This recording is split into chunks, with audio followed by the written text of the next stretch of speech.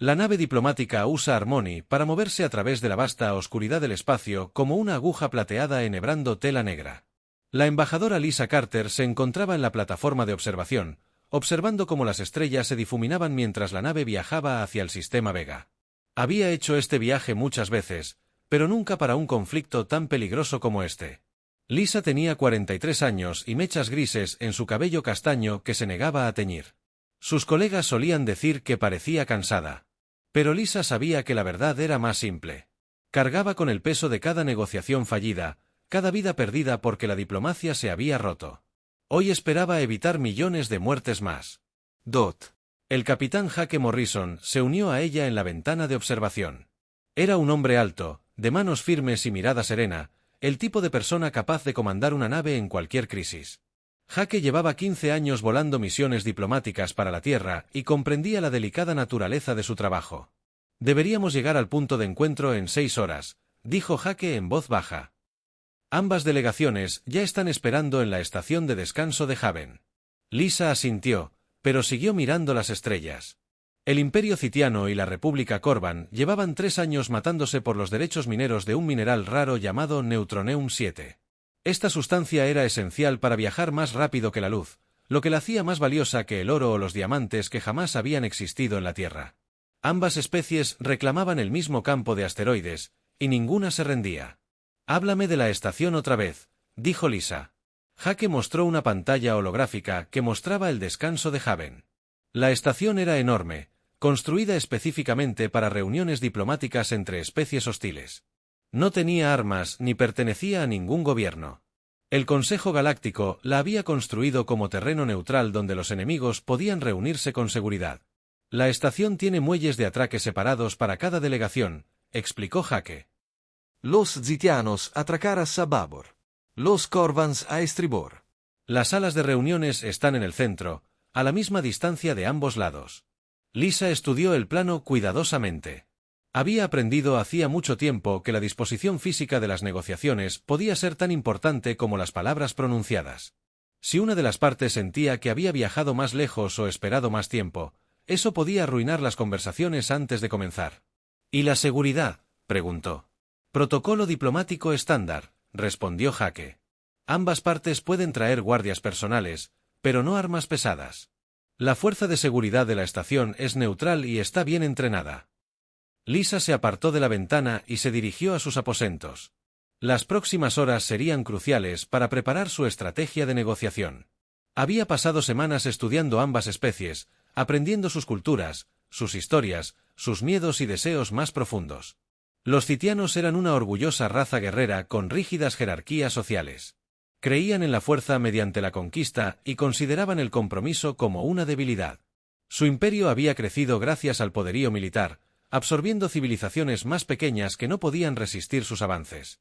Los Citianos solo respetaban el poder y despreciaban lo que consideraban diplomacia blanda. La República Corvan era diferente. Eran comerciantes y exploradores que habían construido su civilización mediante el comercio y la cooperación. Los Corvans valoraban la adaptabilidad y la innovación por encima de la fuerza bruta. Habían formado alianzas con docenas de especies, creando una red de apoyo mutuo que les había sido útil durante siglos. Ambas especies necesitaban desesperadamente Neutroneum 7. Los Citianos lo necesitaban para impulsar sus crecientes campañas militares, mientras que los Corvans lo necesitaban para mantener sus rutas comerciales por la galaxia. Ninguna podía permitirse perder el acceso al campo de asteroides, que contenía el mayor depósito conocido del mineral. Lisa se sentó en su escritorio y revisó las negociaciones fallidas que se le habían presentado. 3 mediadores anteriores habían intentado resolver el conflicto y todos se habían rendido frustrados. Los Citianos habían abandonado 2 reuniones, mientras que los Corvans se habían negado a asistir a una tercera. El problema clave era la confianza. Ambas especies creían que la otra mentía sobre sus verdaderas intenciones. Los Citianos sospechaban que los Corvans planeaban vender Neutroneum 7 a sus enemigos. Los Corvans temían que los Citianos usaran el mineral para construir armas para futuras conquistas. Lisa había desarrollado una solución que creía que podría funcionar. En lugar de dividir el campo de asteroides entre las 2 especies, propuso crear una operación minera conjunta. Ambas partes contribuirían con naves, trabajadores y experiencia. Las ganancias se compartirían equitativamente, y ninguna de las partes tendría acceso exclusivo al mineral.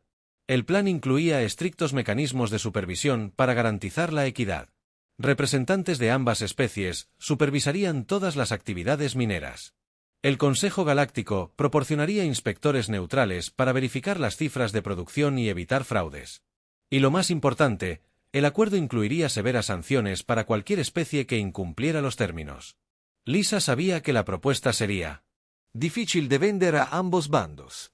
Los Citianos odiarían compartir el control con sus enemigos. Los Corvan se preocuparían por la traición citiana, pero ella había cimentado su carrera encontrando soluciones que parecían imposibles. Su coordinador asistente, Danny Walsh, llamó a su puerta.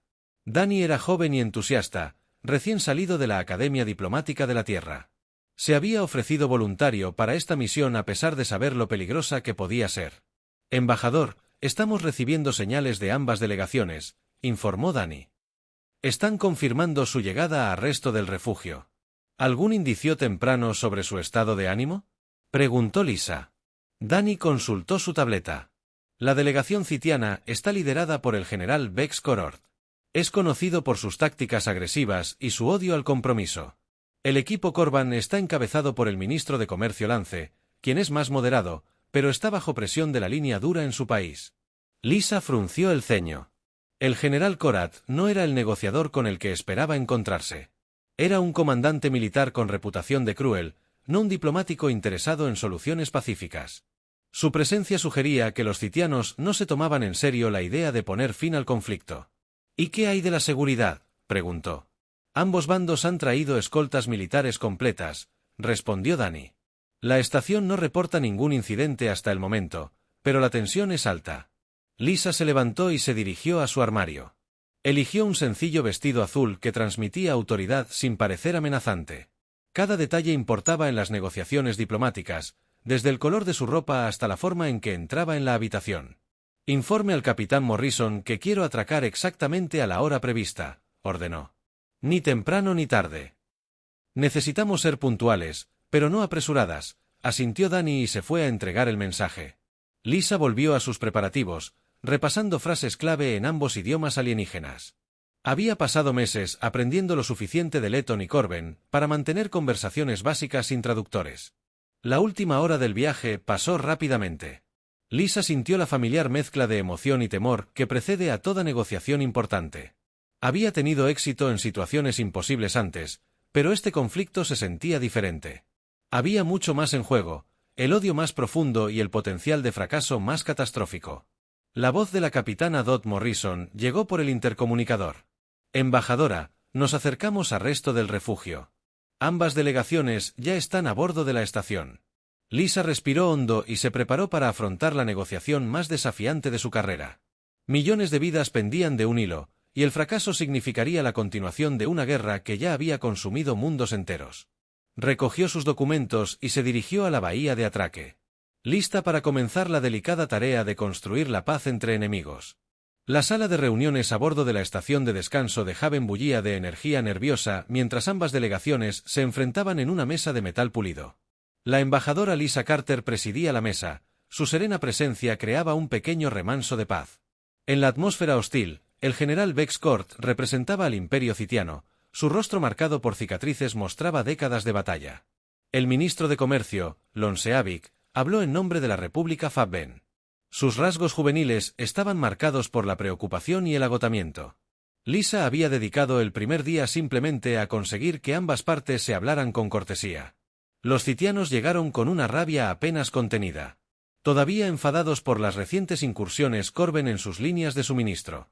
Los Corben presentaron sus propias quejas, incluyendo acusaciones de que las fuerzas citianas habían destruido 3 puestos comerciales civiles. El campo de asteroides pertenece al Imperio Citiano por derecho de conquista. El general Corrt declaró con voz firme. Lo descubrimos. Lo cartografiamos y lo defenderemos con nuestras vidas. El ministro Sheikh inclinó hacia adelante sus manos. Apretó con fuerza. El campo se encuentra en un espacio que ha sido neutral durante 200 años.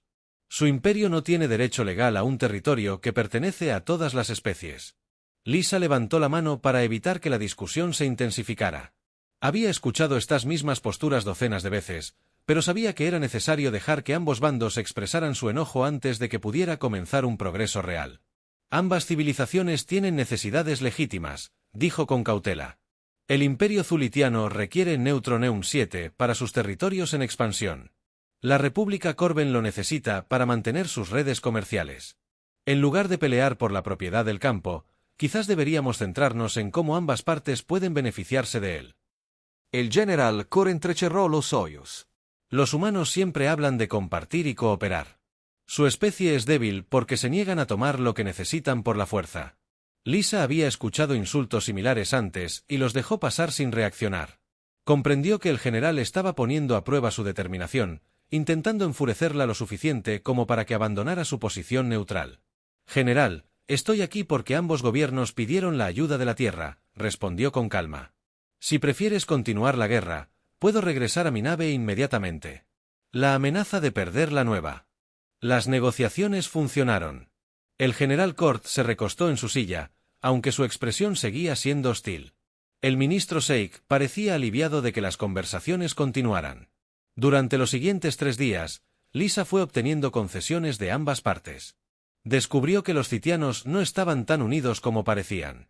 Muchos comandantes militares estaban cansados de la costosa guerra y querían centrarse en defender su territorio. Los Corbans estaban igualmente divididos, y algunos líderes presionaban por una alianza militar contra los citianos. Mientras otros buscaban una solución pacífica, el gran avance de Lisa se produjo cuando propuso la operación minera conjunta.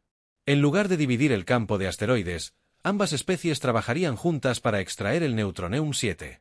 Las ganancias se repartirían equitativamente y ninguna de las partes tendría el control exclusivo del mineral. «Esto es una locura», dijo el general Sioar cuando Lisa presentó la idea por primera vez.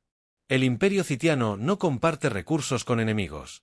«No somos enemigos en esta propuesta», explicó Lisa con paciencia. «Sois socios comerciales con intereses comunes. Ambas partes necesitan el mineral y ambas tienen valiosas habilidades que aportar». El ministro Sevik se mostró más receptivo. La República Corban posee la tecnología minera más avanzada de la galaxia. Nuestras técnicas de extracción son el doble de eficientes que los métodos tradicionales. Lisa vio la oportunidad y avanzó. Los citianos cuentan con las fuerzas de seguridad más poderosas y los mejores sistemas defensivos. Juntos, podrían crear la operación minera más productiva y segura del espacio conocido. Las negociaciones continuaron durante horas cada día. Lisa trabajó incansablemente para encontrar puntos en común entre las dos especies, atendiendo sus temores y forjando la confianza mediante pequeños compromisos. Convenció a los citianos de aceptar inspectores neutrales a cambio de cuotas mínimas de producción garantizadas. Convenció a los corbanianos de compartir su tecnología minera a cambio de la protección celitiana contra los piratas espaciales. Danny Walsh observaba los procedimientos con creciente asombro. Nunca había visto a nadie trabajar con tanta habilidad como el embajador Carter. Parecía comprender a ambas especies mejor que ellos mismos, anticipándose a sus objeciones y preparando soluciones antes de que surgieran los problemas. Ambas delegaciones se mostraban cautamente optimistas. El general Cort había dejado de amenazar, mientras que el ministro Sheikh había comenzado a discutir los detalles técnicos de la operación conjunta. Lisa sentía la familiar emoción que se experimentaba cuando una negociación aparentemente imposible comenzaba a prosperar. Pero, sin que nadie en la sala de reuniones lo supiera, el peligro se acercaba. Una facción radical dentro del ejército citiano, llamada la Llama Pura, observaba las negociaciones con creciente ira. Liderados por fanáticos que creían en la absoluta superioridad citiana, consideraban cualquier acuerdo con las especies alienígenas una traición. La Llama Pura se había infiltrado en la delegación citiana a través de agentes cuidadosamente ubicados. Tenían acceso a los sistemas de seguridad de la estación y un conocimiento detallado del programa de negociación. Su líder, un veterano con cicatrices llamado Coronel Hex Morde, llevaba semanas planeando esta operación. En la mañana del 5.º día, Lisa se preparó para presentar el acuerdo de paz definitivo. Había trabajado toda la noche para abordar las últimas preocupaciones de ambas partes. El documento representaba la solución más completa al conflicto que nadie hubiera imaginado. «Hoy hacemos historia», le dijo a Danny mientras se dirigían a la sala de reuniones. «Este acuerdo salvará millones de vidas y creará un nuevo modelo para resolver los conflictos internos entre especies». La sesión matutina transcurrió sin contratiempos. Ambas delegaciones revisaron el acuerdo cuidadosamente, formulando preguntas detalladas sobre su implementación y supervisión. Lisa respondió a cada inquietud con paciencia y pericia, impulsando la ceremonia de firma final. Al mediodía, los delegados se tomaron un breve descanso para almorzar. Lisa permaneció en la sala de reuniones, revisando sus notas y preparándose para la sesión de la tarde. Estaba sola, salvo por 2 guardias de seguridad apostados afuera de la puerta. El ataque se produjo sin previo aviso.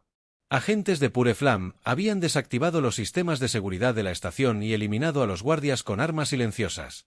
Irrumpieron en la sala de reuniones con uniformes militares de Zitium, ocultando su identidad hasta las 2. Ya tarde, Lisa levantó la vista de sus documentos cuando la puerta se abrió de golpe.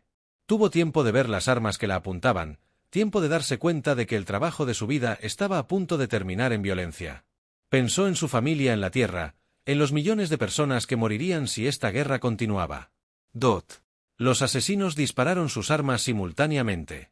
Lisa Carter, la mujer que había dedicado su vida a la paz, murió instantáneamente. Los agentes de Llama Pura apuntaron sus armas contra los delegados que regresaban, matando a varios miembros de ambos equipos negociadores antes de escapar. En la confusión, la masacre fue retransmitida en directo a toda la galaxia a través de los sistemas de comunicación de la estación. Miles de millones de seres observaron con horror cómo la esperanza de paz moría en una explosión de armas de energía. La Llama Pura había logrado su objetivo de destruir las negociaciones. Pero también había desatado fuerzas que no podían controlar. La noticia llegó a la Tierra en cuestión de horas, viajando a través de las redes de comunicación cuántica que conectaban a todos los mundos civilizados. La reacción fue inmediata y sin precedentes. La humanidad había perdido a su diplomática más hábil en un acto de puro terrorismo y la galaxia estaba a punto de comprender lo que eso significaba. La sesión de emergencia de la Asamblea de la Tierra Unida nunca había visto algo así. Representantes de todas las naciones permanecieron sentados en un silencio atónito mientras las imágenes de la estación de descanso de Haven se reproducían en las enormes pantallas. Vieron a la embajadora Lisa Carter caer bajo las armas del asesino, la obra de su vida destruida en segundos de brutal violencia. La presidenta Ellen Torres estaba en el podio, con el rostro tallado en piedra. Conocía a Lisa personalmente desde hacía 20 años, la había visto traer paz a conflictos que otros consideraban desesperados. La mujer que había salvado innumerables vidas había muerto, asesinada mientras intentaba evitar una guerra que consumiría a millones más. Compañeros representantes, la presidenta Torres comenzó, con una voz fría que hizo que el salón de actos pareciera una tumba. Hemos presenciado un acto terrorista que golpea el corazón de la sociedad civilizada. La embajadora Carter fue asesinada mientras servía bajo inmunidad diplomática, protegida por leyes que todas las especies de naves espaciales han acordado respetar. La presidenta hizo una pausa, dejando que el peso de sus palabras calara hondo. El asesinato de un diplomático se consideraba uno de los crímenes más graves según la ley galáctica. Fue un ataque no solo contra la Tierra, sino basado en el principio de que los enemigos podían reunirse y hablar sin temor a la violencia. El grupo autodenominado La Llama Pura se ha atribuido la responsabilidad de este asesinato. Torres continuó, han declarado que ninguna especie alienígena impondrá sus condiciones al Imperio Citiano. Han optado por responder a la diplomacia con terrorismo y a la paz con violencia. El almirante Ryan Knox estaba sentado en la primera fila, su uniforme lucía la insignia del Mando Militar Supremo de la Tierra. Era un hombre delgado, de cabello plateado y ojos que habían visto demasiado combate. Knox se había estado preparando para este momento durante años, aunque esperaba que nunca llegara. Almirante Knox, el presidente Torres dijo, por favor, presente nuestras opciones a la Asamblea. Knox se levantó y caminó hacia el podio. Tras él, una pantalla holográfica mostraba la situación militar actual en la galaxia. Las fuerzas terrestres aparecían como pequeños puntos azules dispersos por el espacio conocido, ampliamente superadas en número por los marcadores rojos que representaban las flotas hostiles. Durante 50 años, la Tierra ha mantenido una política de mediación pacífica en los conflictos galácticos, comenzó KNX. Hemos mantenido deliberadamente nuestras fuerzas militares pequeñas y defensivas, centrándonos en la diplomacia en lugar de la guerra. Este enfoque nos ha funcionado bien, pero también ha creado una peligrosa idea errónea. El almirante tocó su dispositivo de control y la pantalla cambió. Apareció nueva información que mostraba las verdaderas capacidades militares de la Tierra, proyectos de investigación ocultos y sistemas de armas avanzados. Estos se habían desarrollado en secreto. Otras especies ven a la humanidad como mediadores útiles, pero militarmente débiles, continuó KNX. Ven nuestras pequeñas flotas y asumen que no podemos defendernos. Esta percepción nos ha permitido recopilar información y desarrollar tecnologías. Mientras los enemigos potenciales nos ignoraban como una amenaza, los murmullos resonaron en la asamblea mientras los representantes asimilaban esta revelación. La Tierra se había estado preparando para la guerra, aunque aparentemente solo aceptaba la paz. La estrategia había funcionado a la perfección hasta ahora. ¿Cuáles son nuestras capacidades reales?, preguntó la senadora Kate Phillips, presidenta del Comité de Defensa. No sonrió con tristeza.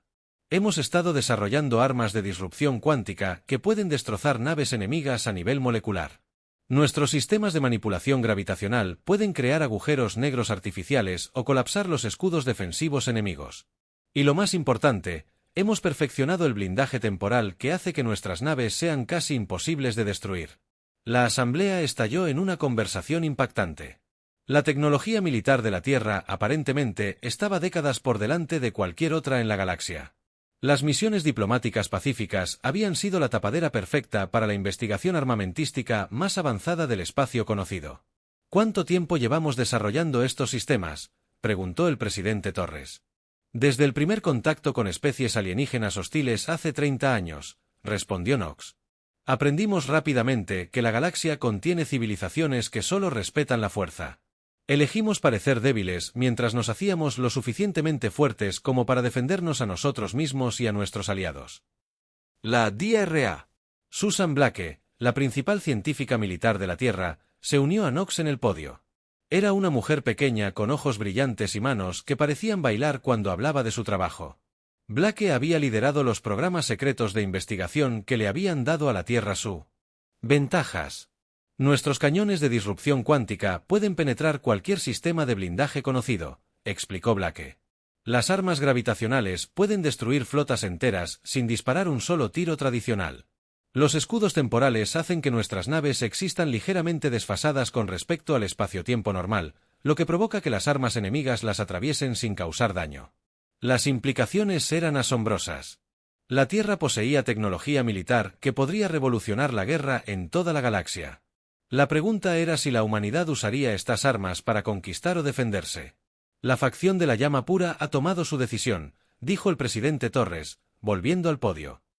Han asesinado a nuestro embajador y han declarado que la diplomacia es debilidad. Han optado por comprobar si la humanidad responderá al terrorismo con la fuerza.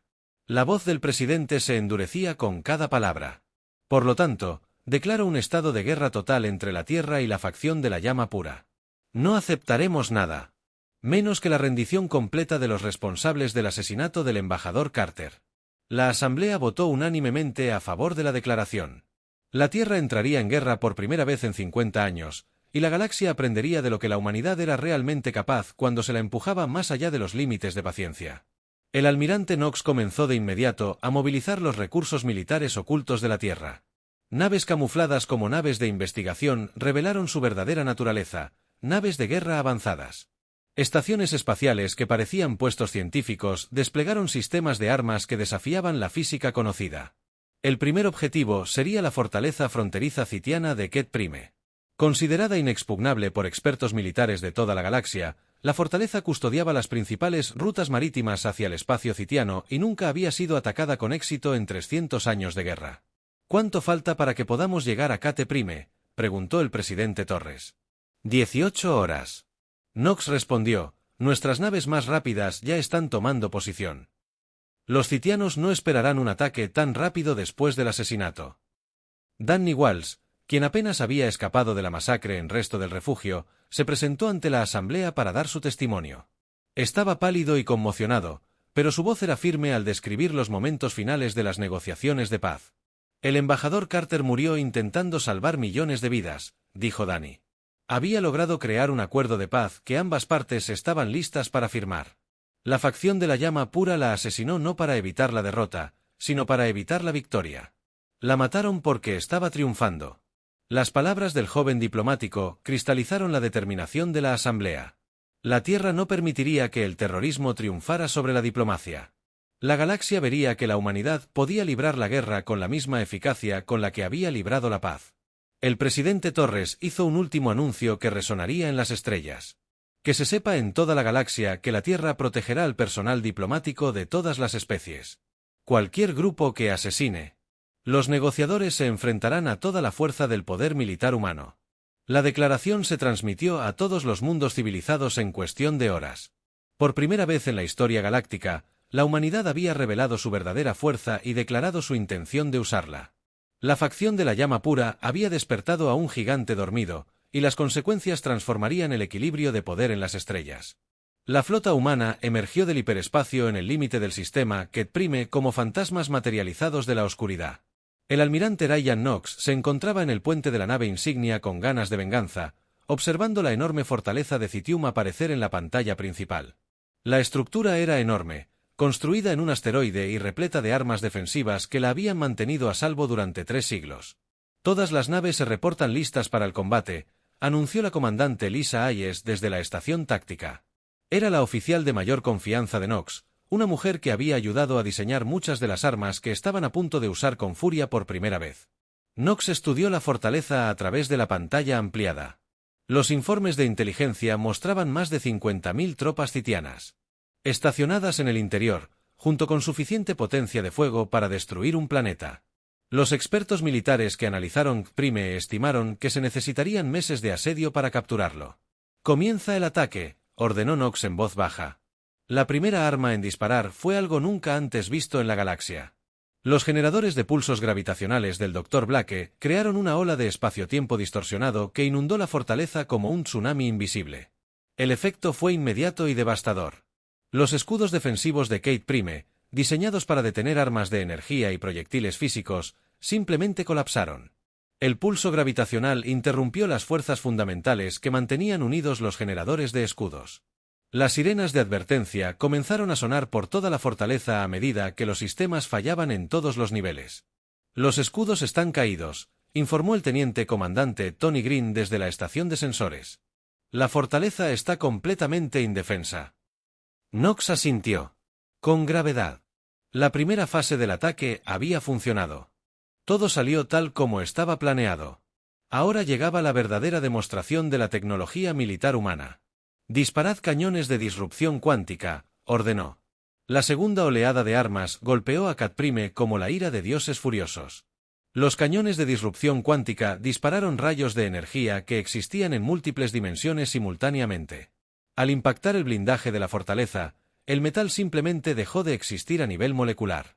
Enormes secciones de la fortaleza asteroidal desaparecieron en brillantes destellos de luz. Donde momentos antes había roca sólida y metal, no había nada más que espacio vacío. Las armas atravesaron la instalación como cuchillos calientes el hielo. Dot. General Exvoran. El comandante de la fortaleza observó con horror desde su centro de mando cómo su inexpugnable fortaleza se derrumbaba a su alrededor. Había luchado en docenas de batallas y presenciado todo tipo de armas conocidas en la guerra galáctica. Nada lo había preparado para esto. «Respondan al fuego», gritó a sus oficiales de armas. Todas las baterías a máxima cadencia de fuego. Los enormes cañones de defensa de la fortaleza abrieron fuego, enviando rayos de plasma hacia la flota humana. Las armas eran lo suficientemente potentes como para destruir acorazados enteros, pero algo imposible ocurrió cuando alcanzaron sus objetivos. Los rayos de plasma atravesaron las naves humanas sin causar daño alguno. Las naves parecieron parpadear y volverse translúcidas por breves instantes mientras el fuego enemigo las atravesaba sin causar daño. Luego se solidificaron de nuevo, completamente ilesas. «El escudo temporal funciona a la perfección», informó el comandante Hayes.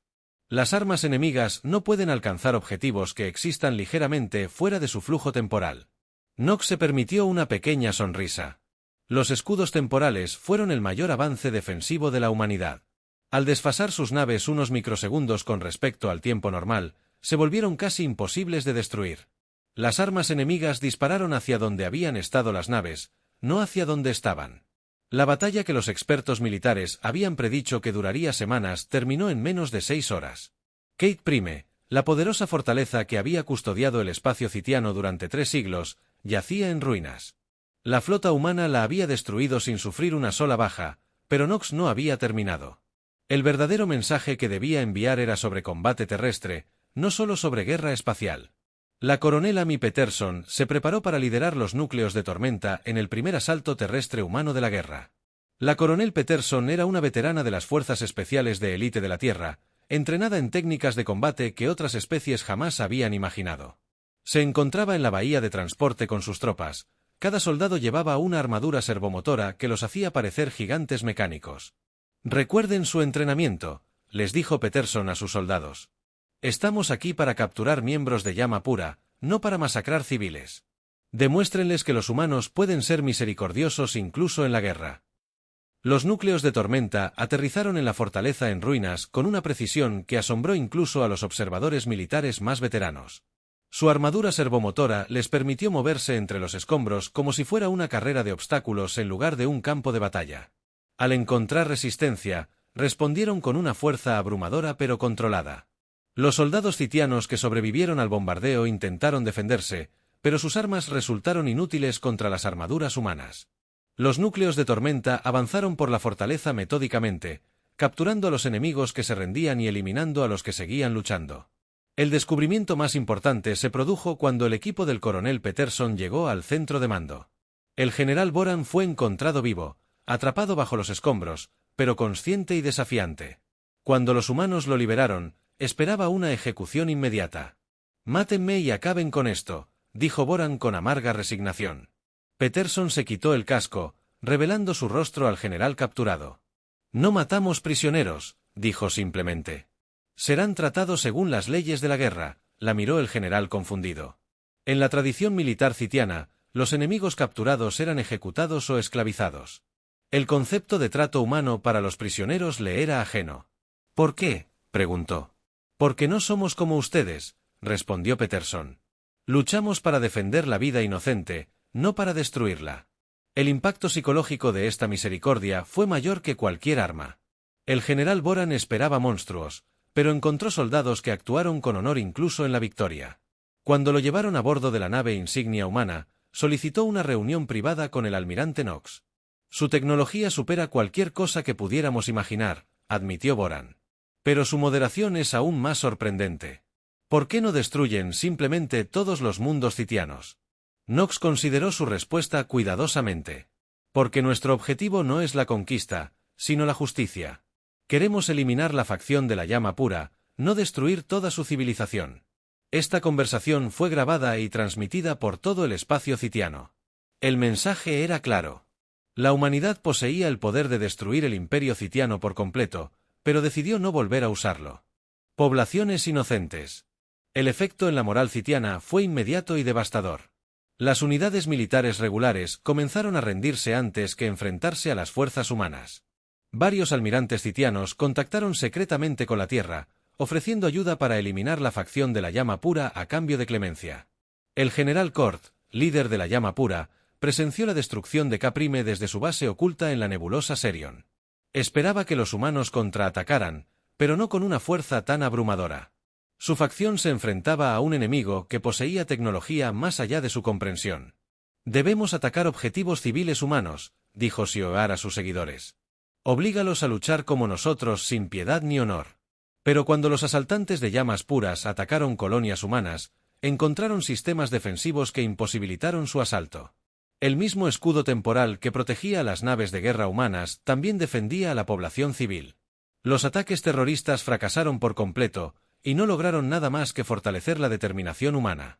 El capitán Tony Michey lideró un equipo de operaciones especiales encargado de recopilar información sobre las actividades de llamas puras. Su misión reveló que la facción había estado planeando ataques contra personal diplomático de docenas de especies, con la intención de desestabilizar la paz galáctica y establecer el dominio zolitiano mediante el terror. La evidencia era abrumadora. La llama pura no era solo el enemigo de la Tierra, sino una amenaza para la sociedad civilizada de toda la galaxia. Knox comprendió que la guerra de la humanidad no se trataba solo de vengar al embajador Carter, sino de proteger el futuro de las relaciones diplomáticas entre todas las especies. La nebulosa Serion había ocultado secretos durante miles de años. Sus nubes de gas y polvo cósmico, que se arremolinaban, imposibilitaban su escaneo con sensores normales. El general Cort había elegido este lugar para su última fortaleza porque creía que mantendría la llama pura a salvo de las represalias humanas. Estaba a punto de descubrir lo equivocado que podía estar. El almirante Knox se encontraba ante la flota más grande que la Tierra jamás había reunido. 200 naves de guerra humanas flotaban en perfecta formación en el borde de la nebulosa, sus cascos brillando como joyas mortales. Contra el fondo de estrellas. Cada nave portaba armas que podrían alterar el equilibrio de poder en la galaxia. Y cada miembro de la tripulación comprendía la importancia de su misión. La inteligencia confirma que el general Sioear se esconde dentro de la nebulosa con las fuerzas restantes de la llama pura, informó el comandante Hayes. Nuestras estimaciones sugieren que tiene aproximadamente 10.000 soldados y 50 naves de guerra robadas de diversos diseños alienígenas. Knox estudió las lecturas de los sensores que solo mostraban nubes de gas arremolinadas. La nebulosa era lo suficientemente densa como para ocultar una flota entera, pero también limitaría la capacidad del enemigo para maniobrar o escapar. Sioear había elegido un escondite que fácilmente podría convertirse en una trampa. Comienza, mapeo gravitacional, ordenó Knox. El Dr. Blake había desarrollado una nueva técnica para esta batalla final. En lugar de intentar penetrar la nebulosa con sensores, la flota humana usaría la manipulación gravitacional para mapear cada objeto sólido oculto entre las nubes. El proceso fue lento pero exhaustivo, revelando la ubicación de cada nave y estación que Cora creía oculta. Escaneo gravitacional completo, anunció el teniente comandante Green desde la estación científica. Hemos localizado la base principal y todas las naves enemigas. Están agrupadas alrededor de un gran asteroide en el centro de la nebulosa. Knox asintió y activó el sistema de comunicación de toda la flota. Cada capitán y miembro de la tripulación escucharía sus siguientes palabras, comprendiendo la importancia de lo que estaban a punto de lograr. Hoy acabamos para siempre con la facción de la llama pura, dijo Knox. El general Cort asesinó al embajador Carter porque temía lo que la paz podía lograr. Eligió el terrorismo sobre la diplomacia, el odio sobre la esperanza. Estamos aquí para mostrarle a la galaxia que tales decisiones tienen consecuencias. La flota humana se adentró en la nebulosa con una precisión que asombró incluso a sus propias tripulaciones. Los sistemas de manipulación gravitacional. Los veteranos servían como armas. También podían usarse para la navegación, creando corredores de espacio despejado a través de las densas nubes de gas. Las naves avanzaban como cirujanos operando con herramientas perfectas. El general Cort observaba con creciente desesperación la flota humana que se acercaba. Sus sensores robados apenas podían rastrear a las naves enemigas a través de la nebulosa, pero podía ver lo suficiente para saber que se enfrentaba a una fuerza abrumadora. La llama pura había comenzado esta guerra confiando en la superioridad citiana, pero esa confianza había sido destrozada por la tecnología humana. Todas las naves, formación de ataque. Ordenó Corit. Les mostraremos a estos débiles humanos lo que los guerreros zolitianos pueden lograr cuando se ven acorralados. La flota de llama pura emergió de la base del asteroide como insectos furiosos que salen en enjambre de un nido perturbado. Superaban en número a las naves humanas en ese lugar, y Sioear esperaba que la superioridad numérica superara la superioridad tecnológica.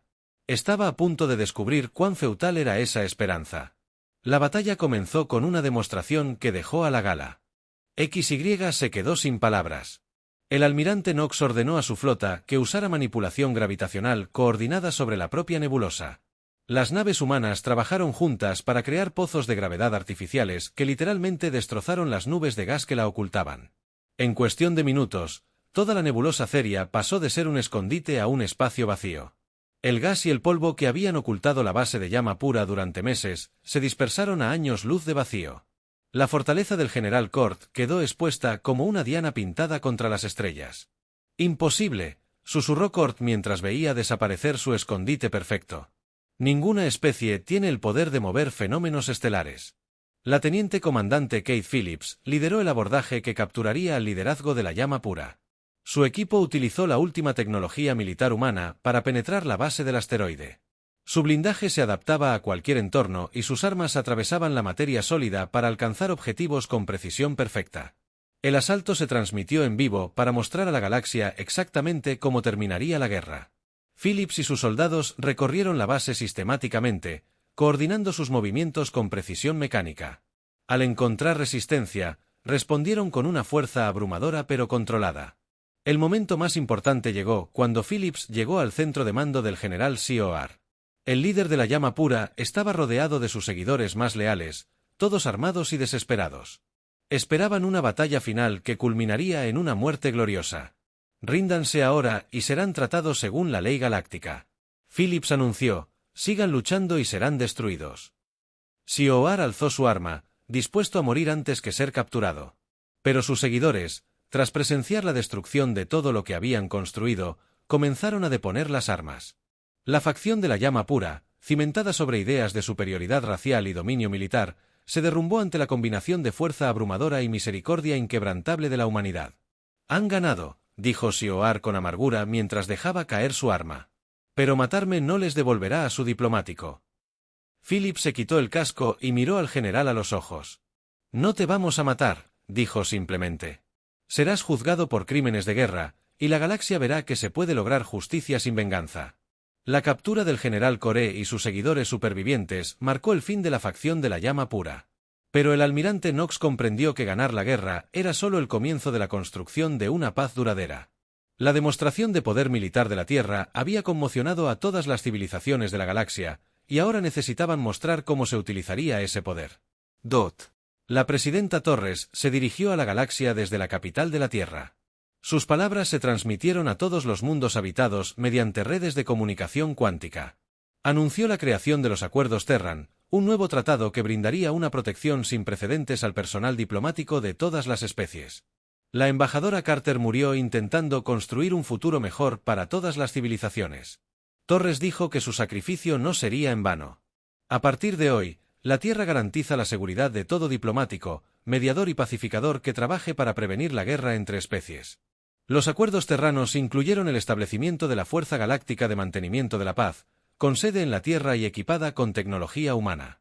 La fuerza estaría compuesta por voluntarios de todas las especies, pero comandada por oficiales entrenados en principios militares, tácticos y humanitarios. El Dr. Blake anunció que la Tierra compartiría algunas de sus tecnologías defensivas con civilizaciones aliadas, asegurando que otras especies pudieran proteger a su propio personal diplomático. Las redes de comunicación cuántica se expandirían para conectar todos los mundos habitados, imposibilitando los ataques terroristas sin consecuencias inmediatas. La escena final de la guerra tuvo lugar en la Tierra, donde se encontraba el monumento a Carter, dedicado en honor a la mujer cuya muerte cambió la civilización galáctica. Representantes de cientos de especies se reunieron para honrar su memoria, incluyendo a muchas que habían sido enemigas tan solo unos meses antes. Danny Walsh, ahora ascendido a coordinador diplomático senior, habló en la ceremonia. El embajador Carter creía que todo conflicto podía resolverse mediante la negociación paciente y el entendimiento mutuo. Dijo que ella demostró que la esperanza no era ingenua, sino necesaria. Su muerte nos mostró que la paz a veces debe defenderse con fuerza. El general Boran, excomandante de la fortaleza que se había convertido en defensor de la reforma dentro del Imperio Citiano, también se dirigió a los presentes. La humanidad nos enseñó que la verdadera fuerza no proviene de la capacidad de destruir, sino de la sabiduría para mostrar misericordia. El legado del embajador Carter nos guiará hacia un futuro donde la diplomacia sea respetada y protegida. El monumento en sí era una estructura sencilla construida con piedra extraída de la tierra y metales donados por docenas de civilizaciones alienígenas. Pero representaba algo mucho más importante. Que sus materiales físicos. Marcó el comienzo de una nueva era en las relaciones galácticas, donde la paz se mantendría no solo mediante la buena voluntad, sino también mediante las consecuencias demostradas de destruirla. La Tierra había demostrado que, a veces, la mayor misericordia requería una demostración de fuerza abrumadora. La galaxia había aprendido que la humanidad usaría su fuerza oculta para proteger a los débiles y defender los principios que hicieron posible la civilización. La visión de paz galáctica de la embajadora Carter había sobrevivido incluso a su muerte, protegida ahora por la misma especie a la que había muerto intentando servir.